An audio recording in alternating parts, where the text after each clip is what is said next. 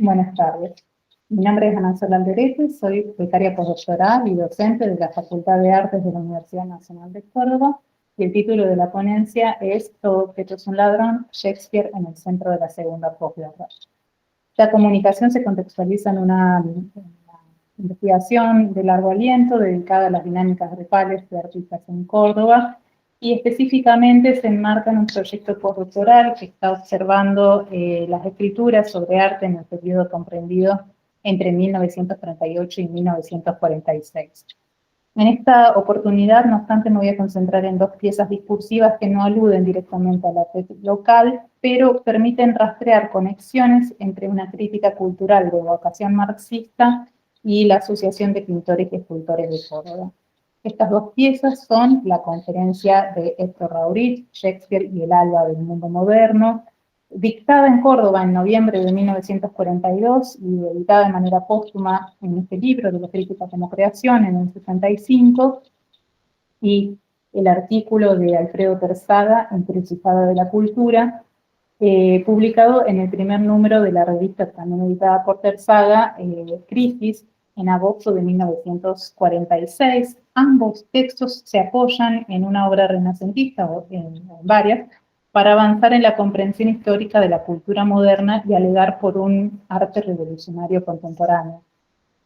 En noviembre de 1942, Raurich dicta un ciclo de 3 conferencias en la Caja Popular de Ahorros de Córdoba. En la prensa se lo presenta como un estudioso de la filosofía, un apasionado de todos los problemas de la cultura, pero que hasta el momento no había publicado sus trabajos. Lo cierto es que en ese momento Raurich había desistido de su controversial papel como organizador vernáculo de la izquierda comunista para convertirse, según Tarpus, en, cito, un animador intelectual de los grupos trotskistas que nacieron a lo largo de las décadas del 30 y el 40, fin de cita. Y esa militancia de genealogía trotskista en Córdoba le daba aparentemente un peso específico. Voy a referirme más adelante a una suerte de raurichismo que aparentemente había en Córdoba, y que nos ayudaría a pensar en las conferencias en este momento, pero las conferencias no son organizadas por un grupo informal, sino por 3 agrupaciones culturales y gremiales. Y esto es como bastante llamativo. Se convergen en esto la Asociación de Pintores y Escultores, una agrupación en la que me he dedicado en extenso en mi tesis doctoral, presidida en ese momento por Alejandro Bonome, pintor y hermano del pintor y crítico Rodrigo Bonome, que era entonces vicepresidente de la SAP en Buenos Aires. La Asociación de Maestros de la Provincia, presidida por Adelmo Montenegro, no solamente docente, sino también periodista y filósofo. Y el Teatro Experimental de Córdoba tenía una comisión directiva, el elenco, presidida por José Ignacio Cornejo. Este teatro tiene una efímera aparición en el 42 y luego, como se ve en el programa, reaparece, retoma sus actividades en el 45. Las 3 asociaciones consiguen el auspicio del gobierno de la provincia para organizar las disertaciones. Hay una intensa actividad cultural por parte de estas agrupaciones que tiene distintos avatares, sobre todo con el quiebre del ciclo democrático en junio del 43, pero estas conferencias son un caso atípico porque el recorte temático que propone Raurich en el ciclo, que va del alba al fin del mundo moderno y luego se ocupa en la tercera conferencia del discurrir de la decadencia de la modernidad en los últimos 70 años, un periodo que según él discurre de prestado en la modernidad cultural. Ese recorte temático es indicativo de algo que nos indica Ana Teresa Martínez, observar en estos grupos intelectuales en provincias, que son ciertos intereses en común y empresas compartidas, donde podemos ver, por un lado, el interés en la autoformación de quienes están organizando los eventos, pero también en el interés en producir un ámbito de discusión en torno de una agenda más o menos específica. En la prensa local se van publicando resúmenes de cada una de las conferencias. Sabemos así que mientras Raurich se vale de la obra dramática de Shakespeare para caracterizar ese alba del mundo moderno, con el Fausto de Goethe discute su fin, y luego para estos últimos 70 años se detienen los avatares de la pintura, del impresionismo al expresionismo, y se refiere allí a la decadencia espiritual de la modernidad y hace un matiz, con un matiz entre lo que ocurre en el plano espiritual, con esa pintura moderna, sobre todo con la rama susaniana, y lo que ocurre en el plano formal, donde él considera que efectivamente se da una serie de transformaciones progresistas y que solo van a cumplirse en el muralismo mexicano, lo que él considera que son los genuinos, los que él considera que son los genuinos primitivos del arte nuevo. Entonces, para ordenar estas ideas, en su primera conferencia, Raurich alerta sobre una discontinuidad fundamental entre el mundo moderno y la contemporaneidad, un hiato cuya comprensión se ve obturada, según un filósofo, por dos concepciones antagónicas. Una apología crítica de la modernidad, por un lado, y una perspectiva radicalmente denigratoria hacia esta por el otro. Abro cita. A mi juicio, ninguna de estas dos concepciones va más allá de su odio, y las dos están comprometidas en las formas de este mundo moderno. Nuestra época de crisis y de transición contiene en sí las condiciones y una perspectiva adecuada para una concepción más veraz y espiritualmente más fecunda del Renacimiento y de la Edad Moderna. Una concepción semejante solo puede descansar en un principio nuevo de civilización. Es preciso negar el mundo moderno, pero negarlo conservando y continuando, y por lo tanto reconociendo los valores por él conquistados, es decir, su efectiva grandeza humana. Fin de la cita. En esta conferencia, Raurich se declara heredero de una tradición y unos títulos modernos, de los que dice se servirá para propiciar una transformación radical de esta forma histórica. Volvamos entonces a la cuestión del raurichismo en Córdoba. Es un término acuñado por el historiador Roberto Ferrero en la biografía que le dedica a Alfredo Terzaga, un intelectual y artista que había nacido en Río Cuarto en 1920, llega muy joven a Córdoba cuando es expulsado del Servicio Nacional y se inserta rápidamente en los círculos intelectuales y militantes de la izquierda. Tiene en el periodo una intensa participación, si consideramos lo joven que era, en la prensa, por ejemplo, participando en la encuesta que lee Nuestra Juventud, en el diario Córdoba, o en la encuesta de dedicarse a la demolición del edificio de la Academia Nacional de Ciencias, que publica La Voz del Interior, etc. Pero sin duda más llamativo es en noviembre de 1938, cuando todavía tenía vigencia el estremecimiento causado por los juicios de Moscú y en menor medida por la destrucción del POUM en España, Terzaga publica un muy extenso artículo en La Voz del Interior con motivo del 21 aniversario de la Revolución Rusa. Ahí despliega un claro alegato anti-estalinista, sostiene que el Comintern no solo ha abandonado la idea de revolución mundial, sino que el caso de España demuestra que la combate, critica la estrategia del Frente Popular y cierra su balance con una abierta adhesión a la Cuarta Internacional. Entonces, aunque Terzaga no lo menciona, podría conjeturarse que al hacer este llamado a la Cuarta Internacional, el autor estaba informado de la convocatoria que había lanzado en julio de ese año Bretón, Trotsky y Rivera con su manifiesto por un arte revolucionario independiente. Volveré después.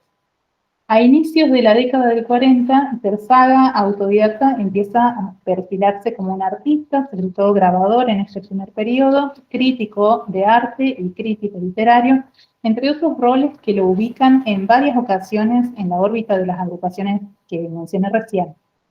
Es probable que fuera el autor de la única reseña de las funciones del Teatro Experimental de Córdoba en 1942, luego es invitado a dar las conferencias de cierre del tercer Salón Municipal de Pintura y Escultura en el Museo Genaro Pérez en julio del 43, y en noviembre del 44 participa con 3 aguafuertes en el Salón de Acuarelistas y Grabadores del Taller Unión de Plásticos, cuyo catálogo estoy mostrando, mientras pocos meses después, en mayo del 45, se incorpora como secretario en la comisión directiva de la otra formación de plásticos, la Asociación de Pintores y Escultores, en representación de la cual, por ejemplo, participa con un breve discurso en un homenaje conjunto que se hacia a los recientemente fallecidos Deodoro Roca y Saúl Taborda en junio del 45. Ese mismo año 45 participa junto con Luis Ballman y Roberto Viola haciendo los afiches para las nuevas puestas del Teatro Experimental de Córdoba, cuyo programa mostré recién.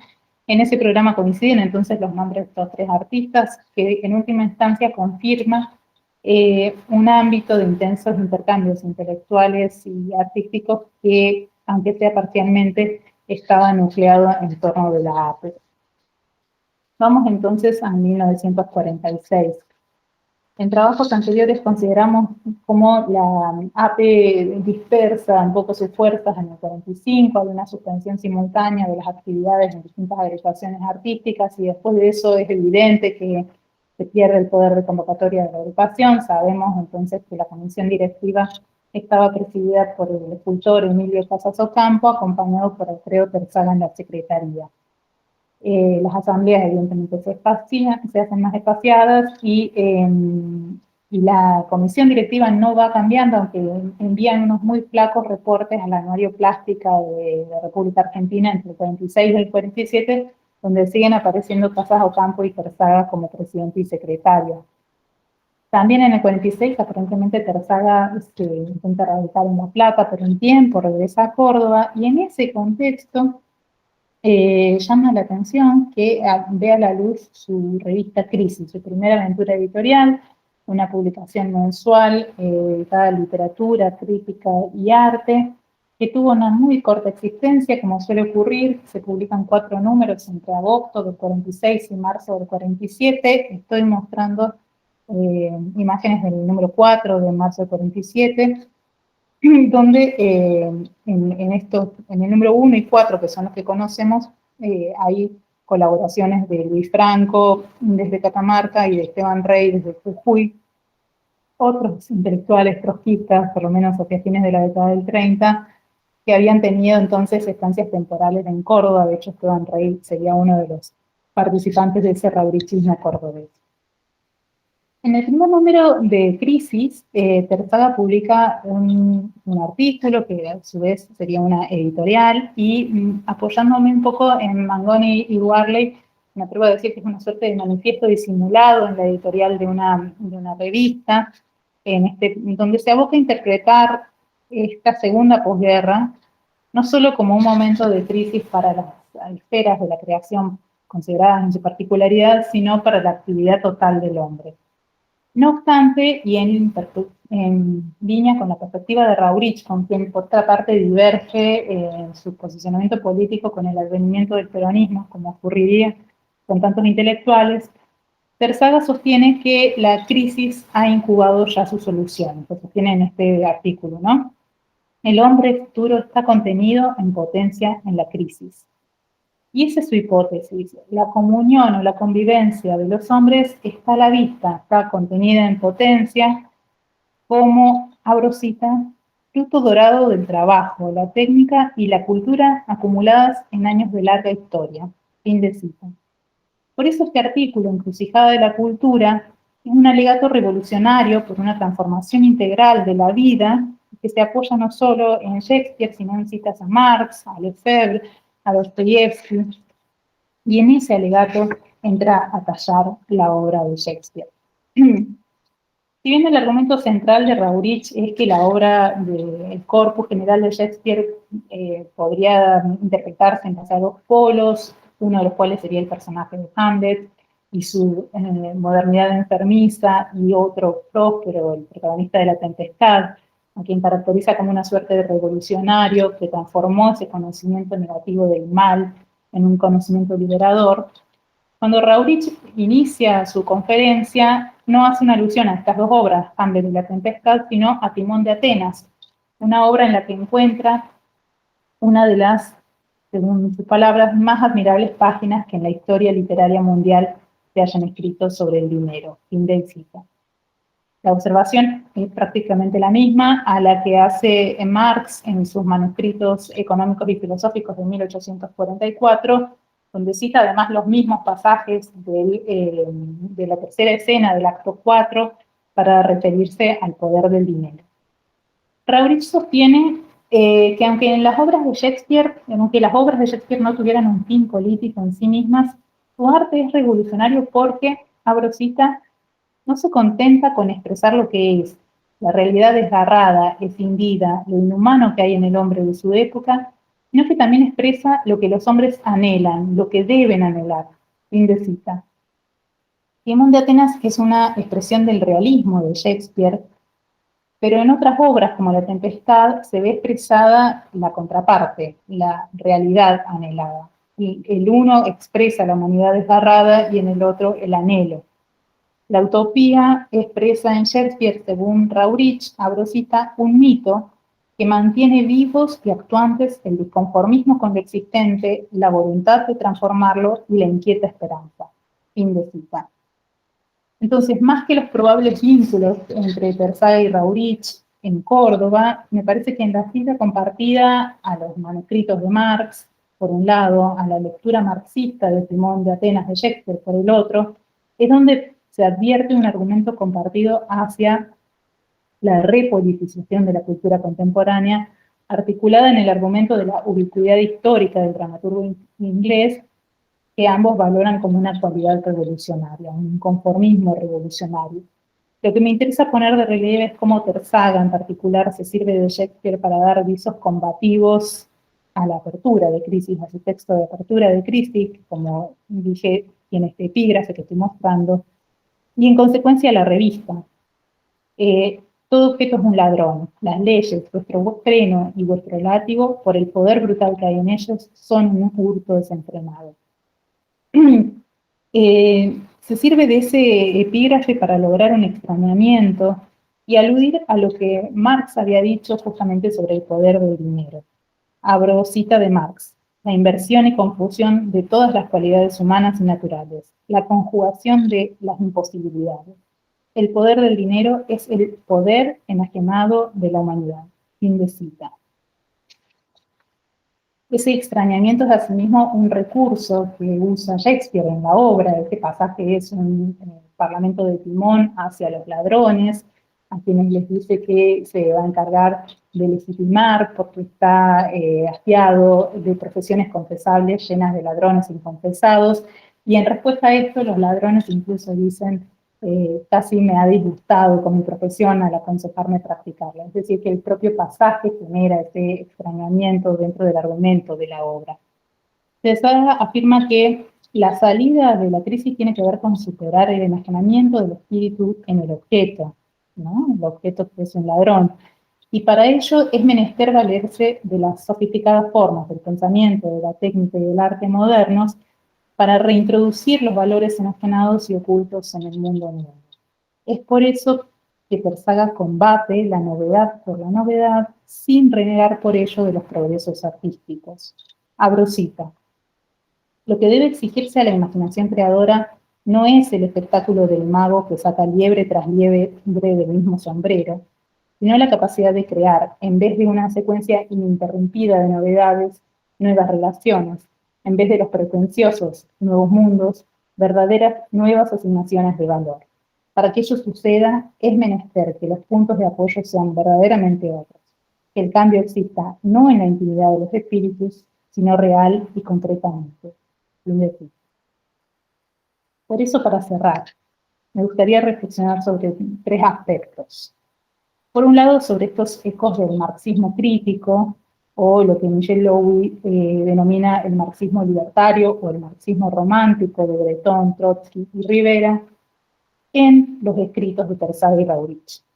Cuando Guilbault reconstruye las derivas del antiestalinismo en las agrupaciones de artistas de la izquierda norteamericana, subraya la importancia del alegato por un arte independiente, que según Trotsky, porque es independiente, siempre sería subversivo, sin perder por eso su compromiso con lo social. Según Guilbault, es ese matiz el que les permite a los artistas y las artistas norteamericanos volver a relacionarse sin culpa con los descubrimientos de las artes plásticas.